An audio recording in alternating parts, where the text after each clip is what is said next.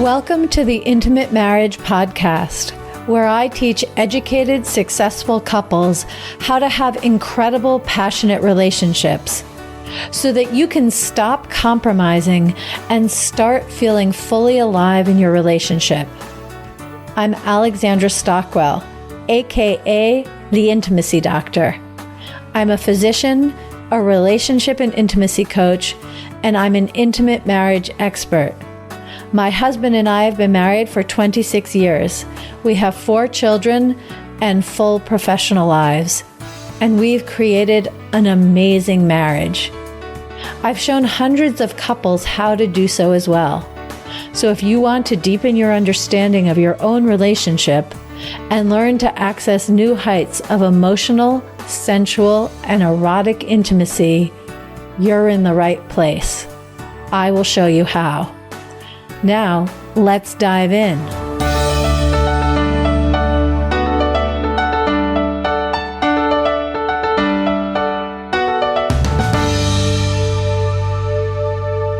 Do you travel for business? Does your spouse travel for business?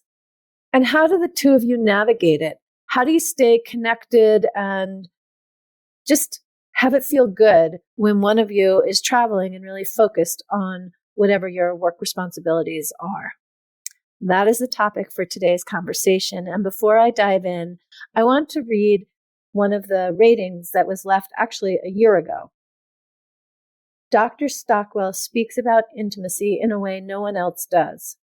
This space is so needed, especially for physicians, as this is not often spoken about. She is open and authentic and encourages us to grow in ways we don't often think about. I love how she interviews with such deep thought and wisdom. That's from Kate Mangona. And Kate, thank you so much for that review. I hope that that is true for the rest of you listeners also, that what I share, the interviews I do, really touch you with the depth and wisdom and introduce you to things you haven't encountered anywhere else. And please, if you haven't already, leave a rating and a review wherever you listen to this podcast so that others can know what they're going to find when they tune in. And if they tune in today, as you are doing, we are diving into this topic. And I have to say, it's great that I read Kate Mangona's review where she says that I talk about it the way no one else does, because I have never come across actually anything, an article, a book, a podcast on how to navigate things when one of you is traveling for business and the other one is not. Now, this is something that I have navigated in my own marriage, and it's been super complicated. And it's the kind of thing that it's actually easy to ignore because, once the person traveling is back home again, you get back into your routine. But I would love for it to be something that we both look forward to, that really works for us, that we don't feel resentful about our life circumstances or feel any kind of tension between what's good for our relationship and what's good for our careers and all of our life. This came up recently coaching a couple. They both are extremely successful and both have full, gratifying, advancing careers. And she travels for work a lot. Now, when I say a lot, of course, that's completely relative. In fact, I'm laughing because my son has a position where he travels for work every Sunday and flies home every Friday. So that is a lot of travel.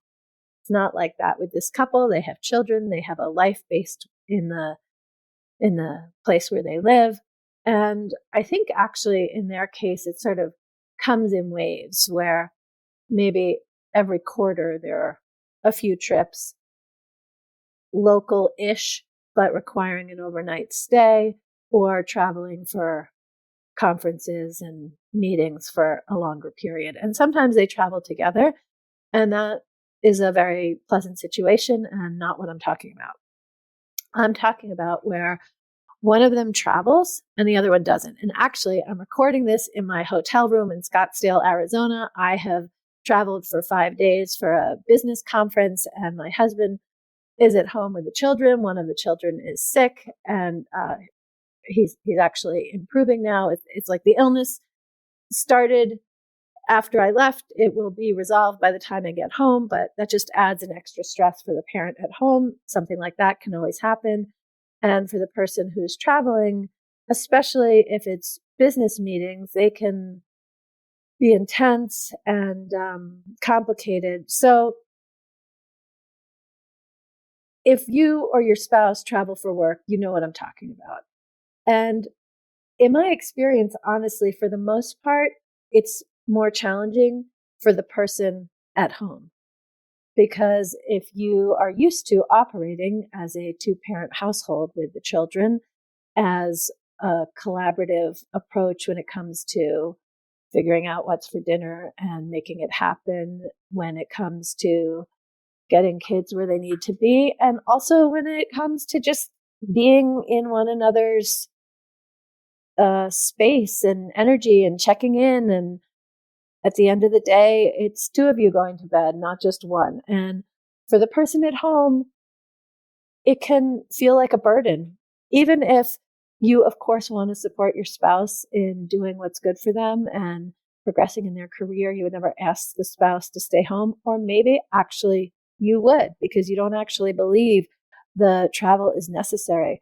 This has come up actually with two different couples in the last few months, and the person who's staying at home actually questions whether the travel is necessary, and the person who's traveling says it would be nice to do less travel, but they're completely committed to the opportunity and the advancement and what it means in the context of the work they do to be able to travel.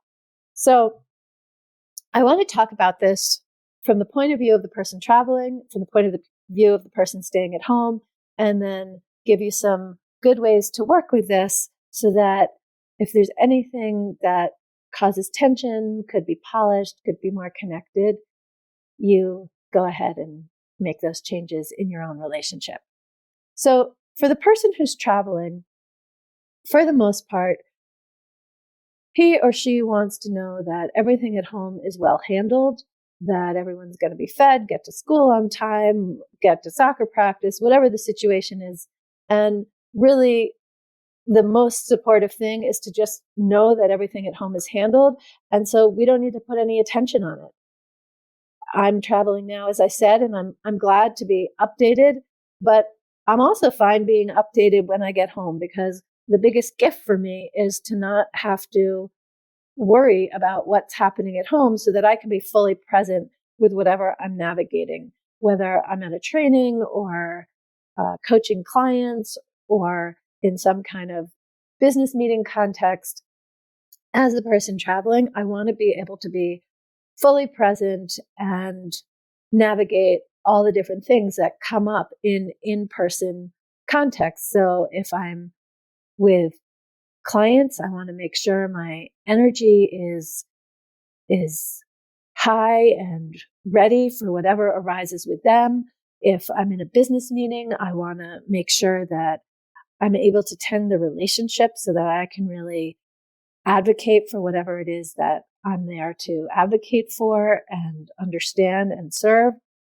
And if it's a training, I want to be able to connect with other people in the training. And because whatever training it is, there's the benefit of what's happening in the classroom, in the training room, and then there's all the benefit that happens over lunch and dinner and the longer lingering conversations in the hotel lobby where collaborations are made, connections are made, and I don't want to feel like I'm on a leash where I need to get back to my hotel room in order to connect with my spouse, or, I mean, depending on the age of the children, maybe to be able to call and say goodnight, but I really want to be able to be present. And I'm just going to say, I, as the voice of the person who's traveling, I want to maximize the opportunities from being in person and make sure that I'm maintaining my own energy. And especially if things are intense or loud or in any way stressful, sometimes I just want to be able to come back to my hotel room and have peace and quiet.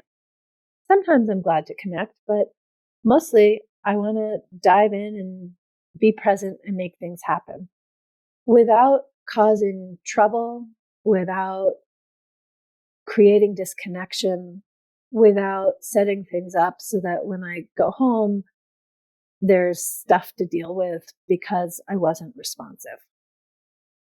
And I'm always happy to get texts and updates and pictures of how everyone at home is doing without needing to respond in a timely manner. And everything that I've just said is especially true when I'm in a different time zone.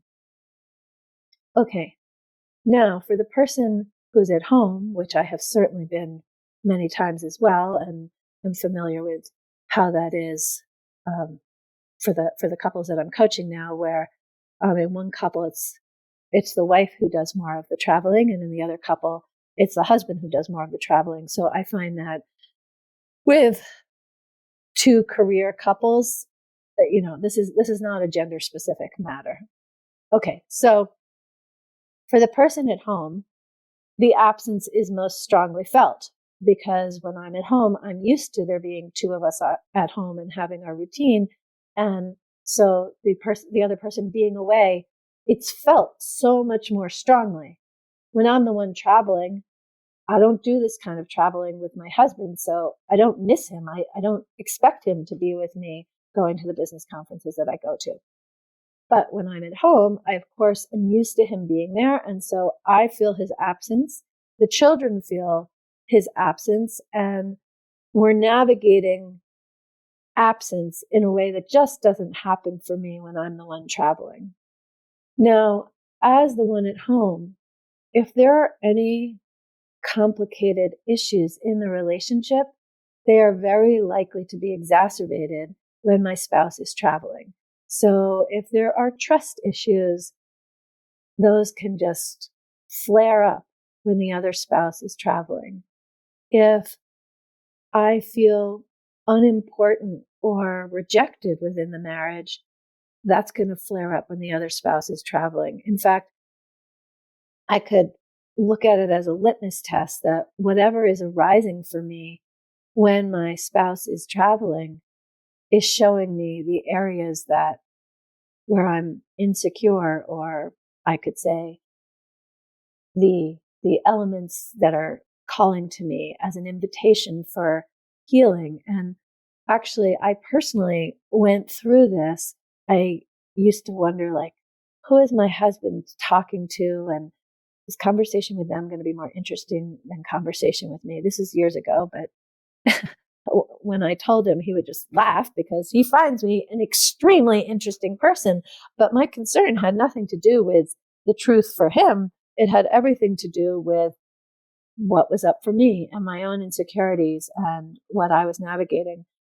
Anyway, now when he travels, I look forward to him coming home with stories. I feel like insofar as there's any kind of deal, the deal is if he's going to travel, I want him to bring me home some good stories, but I don't really need anything more.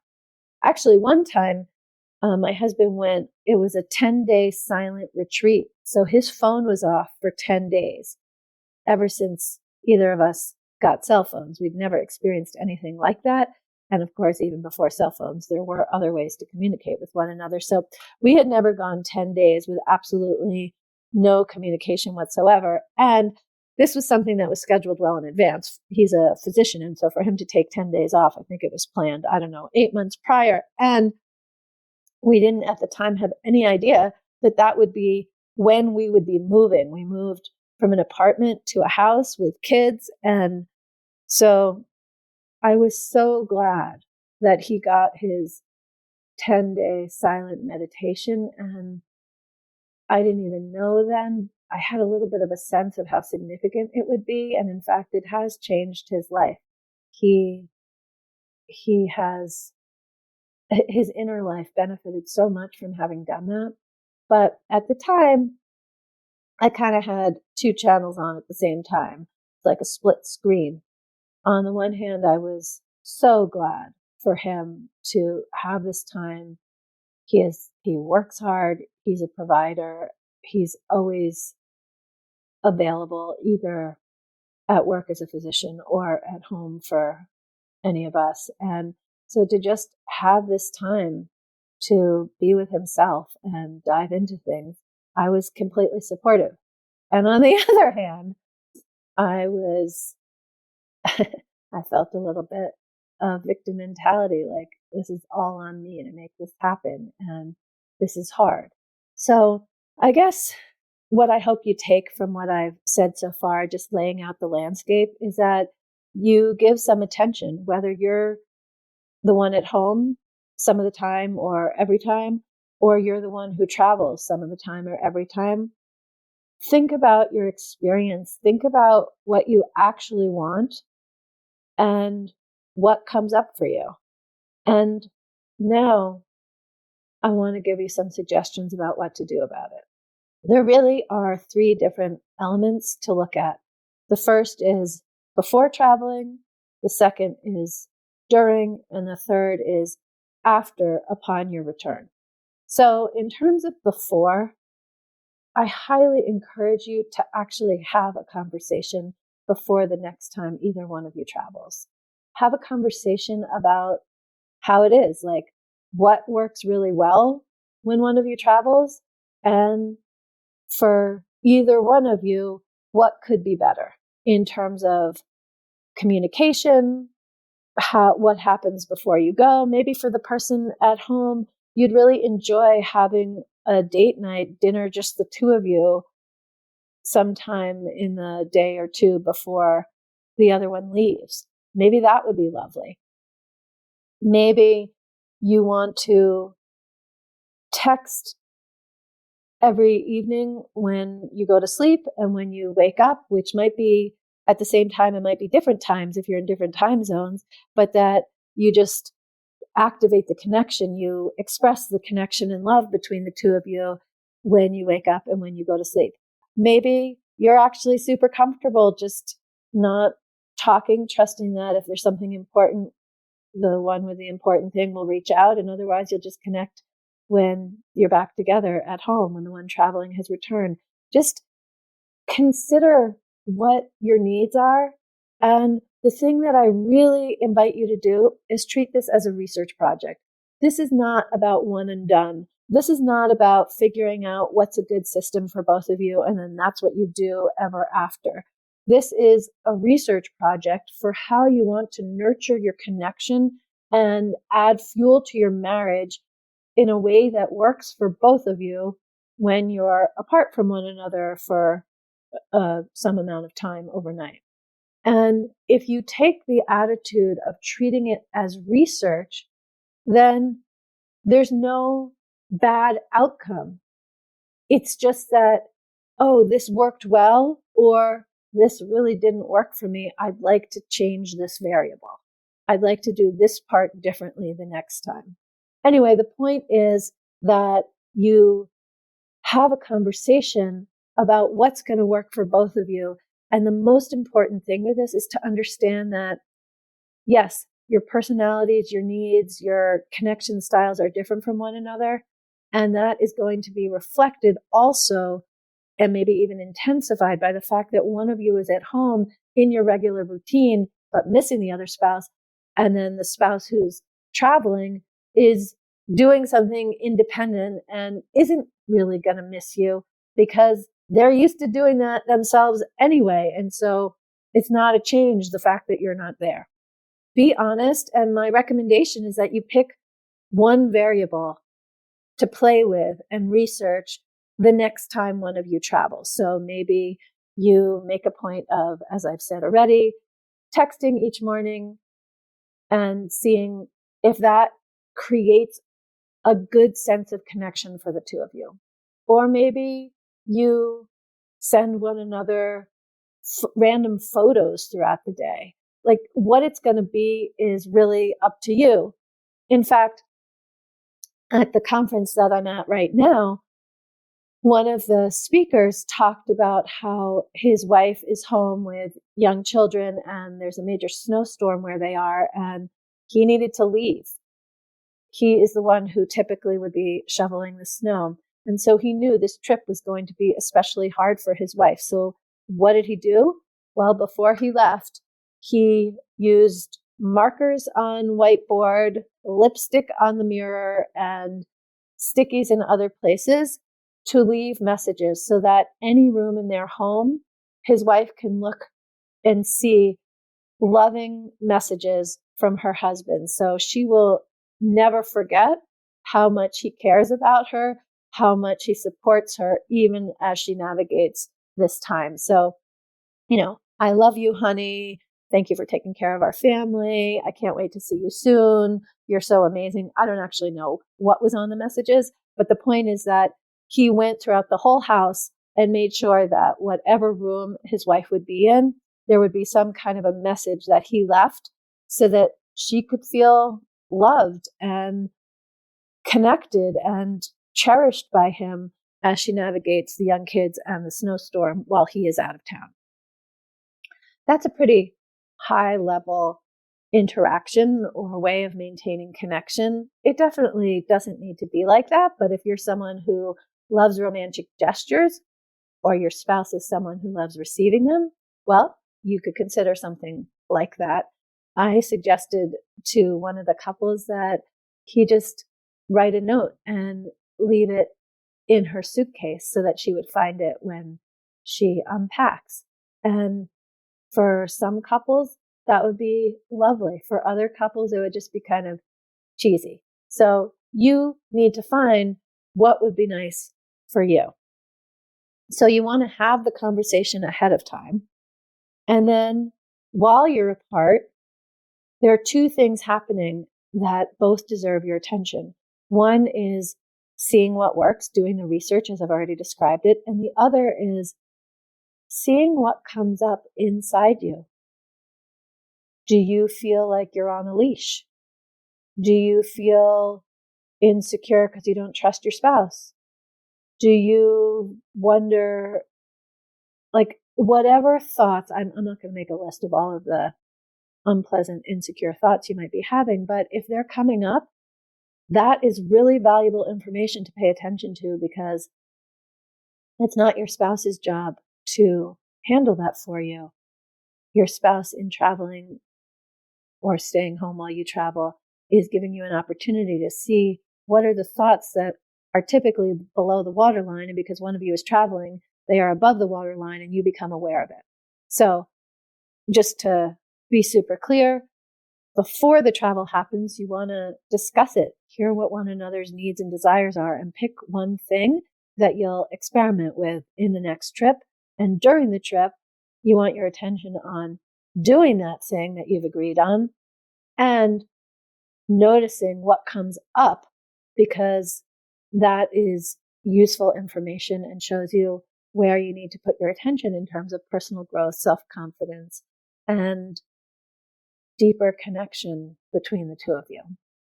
And then afterwards, how you return, how you reconnect is actually incredibly important.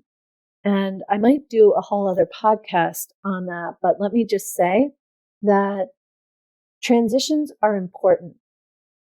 And we tend to deprioritize that in our society, in our relationships. So if you've been apart because one of you has been traveling, the easiest thing when the person comes home is just to pick right up, business as usual, just continue on with your lives. I'm recommending that you create some kind of transition ritual. It can be super simple, like you just make a point of sitting down with a cup of tea and reconnecting, updating one another about your experiences.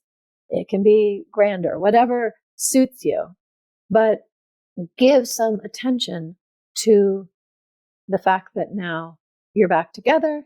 And if being apart is hard, you want to give more attention to that. If being apart is easy, it can be very quick, but do acknowledge that the transition is happening.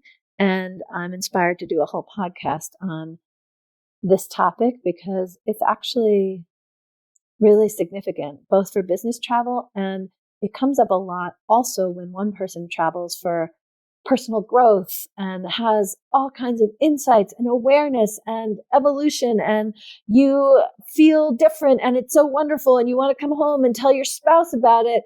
And let me just tell you, that is not the way to create more connection, because the person who's been at home is the one who needs to share first before being able to integrate what you share about your beautiful experience away. So that's just a preview of a whole other podcast that I'll do. In the meanwhile, my real intention is to invite you to think about what would actually work for you so that when one of you travels, you're not putting your marriage on hold. You're continuing to grow and evolve it in wonderful and unexpected ways. So definitely reach out. Let me know your thoughts about this episode.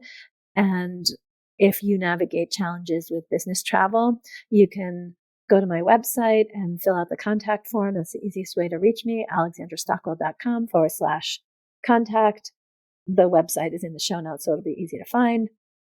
And before ending this podcast, I want to just let you know it is still February, and even though Valentine's Day has just passed, you can access my free 3-day course called Make Your Valentine's Special, because what I teach in that course, yes, I teach it in the context of Valentine's, but it is so useful for any kind of date night, special holiday, any kind of important moment that you and your spouse would share together. So if you haven't signed up for Make Your Valentine's Special, be sure to do so. It's free. You have nothing to lose and so much to gain if you implement what I share in that course.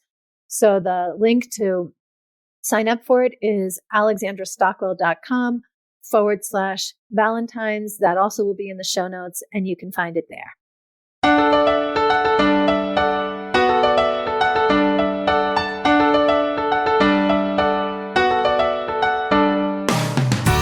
If you enjoyed this episode, share it with a friend, and please leave a rating and a review. And if you're ready to deepen your relationship and create a truly intimate, delicious, and vibrant marriage, head over to the Work With Me page at alexandrastockwell.com and choose the program that's right for you.